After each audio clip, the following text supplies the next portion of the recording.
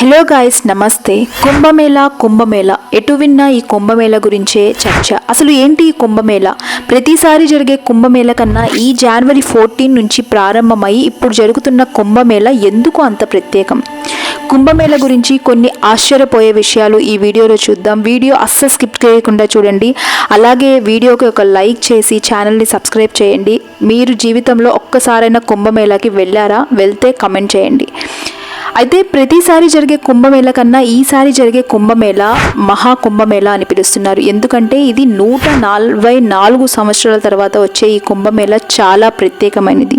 దీనికోసం అక్కడి ప్రభుత్వాలు చాలా పెద్ద ఎత్తున అయితే ఏర్పాట్లు చేస్తున్నారు. ఈ కుంభమేళా గురించి మీకు తెలియని కొన్ని ఆశ్చర్యపోయే విషయాలు, అసలు కుంభమేళా అంటే ఏమిటి అని తెలియని వాళ్ళకి ఈ వీడియో చూస్తే మొత్తం క్లారిటీ వస్తుంది. ఈ కుంభమేళా వెనుక అయితే ఒక విశేషమైన కథ ఉంది. అది ఏంటి అంటే, ఒకసారి ఇంద్రుడు ఋషి దుర్వాసాని అవమానిస్తాడు. ఇక అవమానపడిన ఋషి దుర్వాస కోపంతో ఇంద్రుడితో సహా సమస్త దేవుళ్లను శపిస్తాడు. ఆ శాపంతో దేవుళ్లకు ఉన్న అన్ని శక్తులు పోతాయి. అయితే దేవుళ్ళు తమ శక్తులను కోల్పోయిన సమయంలో అదే మంచి సమయంగా భావించిన అసురుడు, అంటే రాక్షసుల ప్రపంచానికి అధినేత అసురుడు ఆ సమస్త స్వర్గలోకాన్ని తన ఆధీనంలోకి తెచ్చుకున్నాడు. ఇక అసురుడు స్వర్గలోకాన్ని మొత్తం ఆక్రమించుకున్న తరుణంలో దేవుళ్ళందరూ కలిసి ఏం చేయలేక ఈ సమస్యకు పరిష్కారం కోసం బ్రహ్మదేవుడి దగ్గరికి అయితే వెళ్తారు. బ్రహ్మదేవుడు కూడా ఏం చేయాలో తెలియని పరిస్థితి. ఇక బ్రహ్మదేవుడు ఈ సమస్యకు పరిష్కారం విష్ణుదేవుడు ఒక్కడే మీకు సమాధానం ఇవ్వగలడు, మీరంతా కలిసి అక్కడికి వెళ్ళండి అని బ్రహ్మదేవుడు దేవుళ్ళకి సలహా ఇస్తాడు. ఇక విష్ణుదేవుడు ఏం చెప్తాడు అంటే, దీనికి పరిష్కారం ఏంటి అంటే సముద్ర మదనం జరగాలి. ఈ సముద్ర మదనం దేవుళ్ళు అసురుల మధ్య జరగాలి. ఈ సముద్ర మదనం కోసం ఒక అమృత కలశం ప్రాప్తమవుతుంది. అంటే సముద్ర మదనం జరిగిన తర్వాత అమృత కలశం ప్రాప్తమవుతుంది. ఆ అమృత కలశంలోని వచ్చిన అమృతాన్ని దేవుళ్ళందరూ తాగితే ఈ శాపం నుండి విముక్తి పొందొచ్చు అని అయితే పరిష్కారం అయితే విష్ణుదేవుడు దేవుళ్ళందరికీ చెప్తారు. ఇక ఇది విన్న దేవుళ్ళందరూ కలిసి అసురులతో ఒక ఒప్పందానికి వస్తారు. అది ఏంటి అంటే, సముద్ర మదనం చేయగా వచ్చిన అమృత కలశంలోని అమృతాన్ని సగం దేవుళ్లకు సగం అసురులకు వచ్చే విధంగా ఒక ఒప్పందాన్ని అయితే చేసుకుంటారు.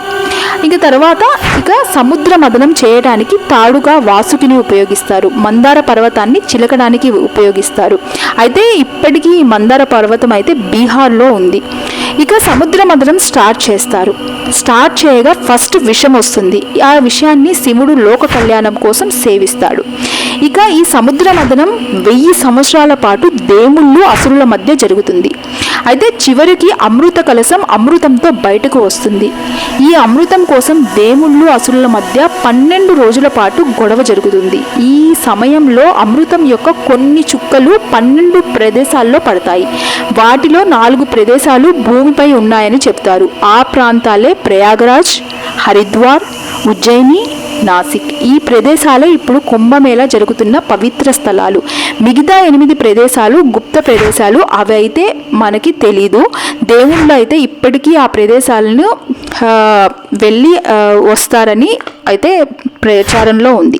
మరి కుంభమేళను 12 ఏళ్లకు ఒకసారి మాత్రమే ఎందుకు జరుపుకుంటారు అంటే, పురాణం ప్రకారం సముద్రం నుంచి అమృతం కుండ బయట పడగానే దానికోసం దేవతలు రాక్షసుల మధ్య యుద్ధం మొదలవుతుంది.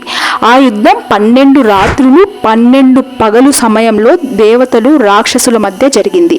ఆ 12 రోజులు దేవుళ్లకు భూమి మీద 12 సంవత్సరాలు సమానం అంట. అందుకే కుంభమేళను 12 ఏళ్లకు ఒకసారి నిర్వహిస్తారని కథలో ప్రచారంలో ఉన్నాయి. గ్రహాల కదలికను బట్టి కూడా ఈ కుంభమేళను 12 సంవత్సరాలకు ఒకసారి నిర్వహిస్తారు అని అయితే బయట ప్రచారంలో ఉంది. నాగ సాధువులు అఘోరాలు లేకుండా కుంభమేళ లేదు. కుంభమేళ సమయంలో మాత్రమే నాగ సాధువులు బయటకు వస్తుంటారు. వీరు ఒంటి నిండా విభూది ధరించి లంగోటాలు ధరించి ఉంటారు. మరికొందరైతే నగ్నంగా ఉంటారు. వీరు ఆకాశాన్నే తమ అంగవస్త్రంగా భావిస్తుంటారు. అయితే అదే విధంగా వీరు మిగతా సమయాల్లో హిమాలయాల్లో, అడవుల్లో, శ్మశానాల్లో మనిషికి కనిపించకుండా గుప్తంగా ఉంటారు. కేవలం కుంభమేళ సమయంలో మాత్రమే తండోపతండాలుగా బయటకు వస్తారు. ఎక్కడి నుండి వచ్చారో కూడా తెలీదు. వచ్చి కుంభమేళ జరిగే ప్రదేశాల్లో పవిత్ర జలాలతో స్నానాలు చేసి అక్కడ దేవతల్ని దర్శించుకుంటారు. వీరికి అతీంద్రియ శక్తులు ఉంటాయని చెప్తుంటారు. వీరికి ఆ ప్రదేశాల్లో దేవతలు కనిపిస్తారని కూడా చెప్తుంటారు. అయితే పవిత్ర జలాల్లో స్నానం చేశాక ఎక్కడి నుండి వచ్చారో వారు అక్కడికే తిరిగి వెళ్ళిపోతాడు. ఇక కుంభమేళ చిన్న ఆధ్యాత్మిక కార్యక్రమంగా ప్రారంభమైనప్పటికీ కాలక్రమేణా పెద్ద పండగలాగా మారింది. కుంభమేళ సమయంలో ఈ ప్రదేశాల్లోని నదుల్లో స్నానం చేయటం వల్ల ఆత్మశుద్ధి అవుతుందని, పునర్జన్మ చక్రం నుండి విముక్తి లభిస్తుందని నమ్ముతుంటారు. అయితే ఇప్పుడు జరుగుతున్న కుంభమేళకు మొత్తం 40 కోట్ల మంది హాజరు అవుతున్నారని అంచనా. ఈ వీడియో కనుక మీకు ఇన్ఫర్మేటివ్గా ఉంది అనిపిస్తే, మీకు ఈ వీడియో నచ్చినట్లయితే తప్పకుండా వెళ్ళేటప్పుడు ఒక లైక్ చేసి, కమెంట్ చేసి, సబ్స్క్రైబ్ చేసుకొని వెళ్ళండి.